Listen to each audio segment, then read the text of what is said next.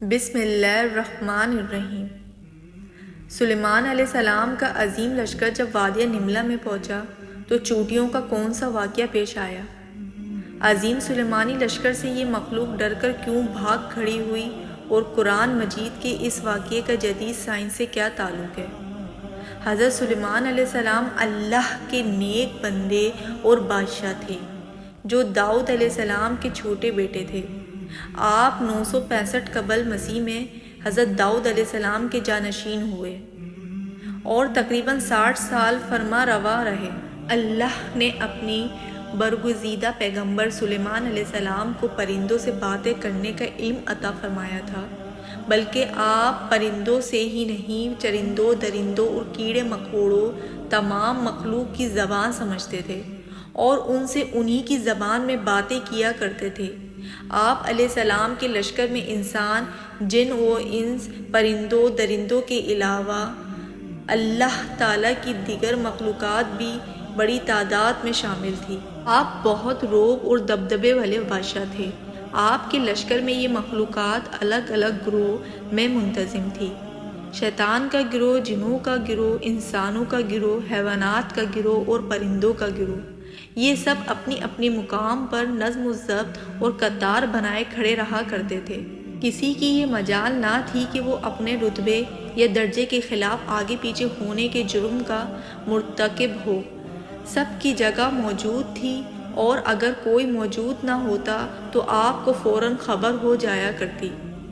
اللہ تعالیٰ نے قرآن مجید میں حضرت سلیمان علیہ السلام کا ایک بے مثال واقعہ پیش کیا ہے، جس کے مطابق ایک مرتبہ حضرت سلیمان علیہ السلام جن و انس اور حیوانات کے عظیم الشان لشکر کو لے کر کہیں تشریف لے جا رہے تھے۔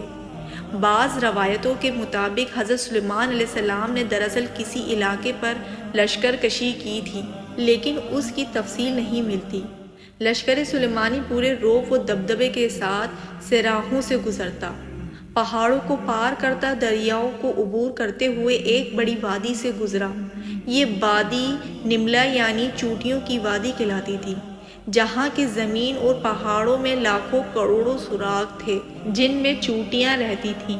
نملہ کی یہ وادی اسکلان کے قریب تھی، جبکہ ابن بطوطہ نے لکھا ہے کہ یہ وادی صبرون اور اسکلان کے درمیان تھی، جبکہ بعض مفسرین اسے ملک شام میں بتاتے ہیں۔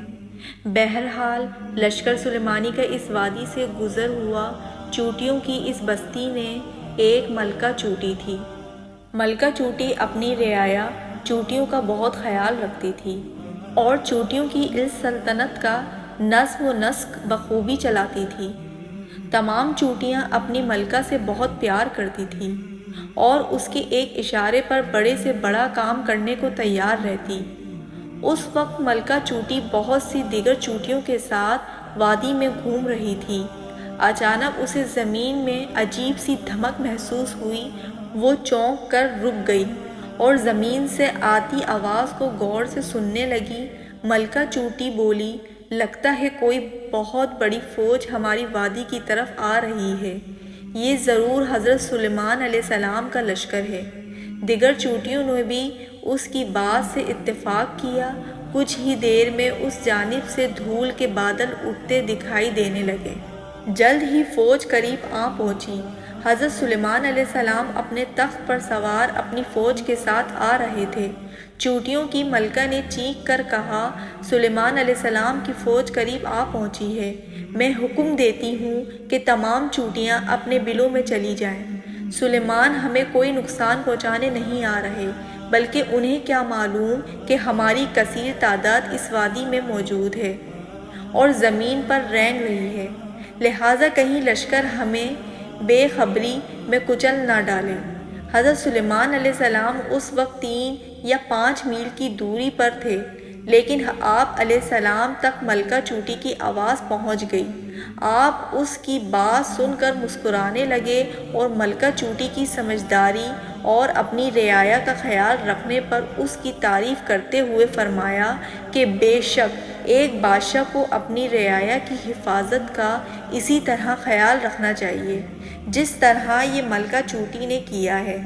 اس واقعے میں ہمارے لیے بے شمار نصیحتیں اور سبق موجود ہے، لیکن اس واقعے کا ایک پہلو جدید سائنس کی کڑیوں کو جوڑتا ہے۔ دراصل حیوانات، خاص کر حشرات الارض کی دنیا کے بارے میں سائنس ایک لمبے وقت تک کچھ نہیں جانتی تھی، اور آج بھی تمام جدید ترقی کے باوجود ہم مکمل طور پر آگاہ نہیں ہیں، خاص کر چونٹی جیسی چھوٹی مخلوق کے متعلق، جن کا اپنا ایک طرز معاشرت ہے اور الگ نظام زندگی ہے۔ سال 1916 میں ای او ویلزن اور ان کے ساتھیوں نے چونٹیوں پر کافی ریسرچ کی تھی۔ اس طرح یونیورسٹی آف لازم کے ایک اسٹڈی ریسرچ میں بتایا گیا کہ چونٹی دراصل دوسرے جانوروں سے کافی الگ اور سمجھدار مخلوق ہوتی ہے، کیونکہ وہ آپس میں باتیں کرتی ہیں، لیکن یہ چونٹیاں آواز سے باتیں نہیں کرتیں بلکہ ڈیٹا منتقل کر کے بات کرتی ہیں، اور اس کا طریقہ یہ ہوتا ہے کہ وہ اپنے منہ سے ایک فلوئڈ یا مواد نکالتی ہیں اور سامنے والی چونٹی کے منہ میں چپکا دیتی ہیں، اور دوسری چونٹی اس سے سارا پیغام ڈیکوڈ کر کے سمجھ لیتی ہے۔ اسی لیے اکثر چونٹیاں چلتے چلتے رک کر دوسری چونٹی کے منہ سے منہ لگا کر آگے چلی جاتی ہیں۔ یہ دراصل وہ عمل ہوتا ہے جس میں وہ ڈیٹا منتقل ہو رہا ہوتا ہے۔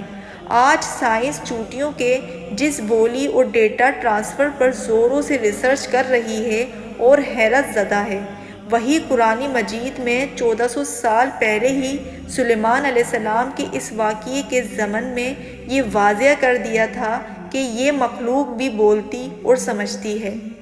لیکن اس زمانے میں اس واقعات کو محض قصے، کہانی اور افسانے قرار دیے گئے، جسے آج سائنس ماننے اور اقرار کرنے پر مجبور ہے۔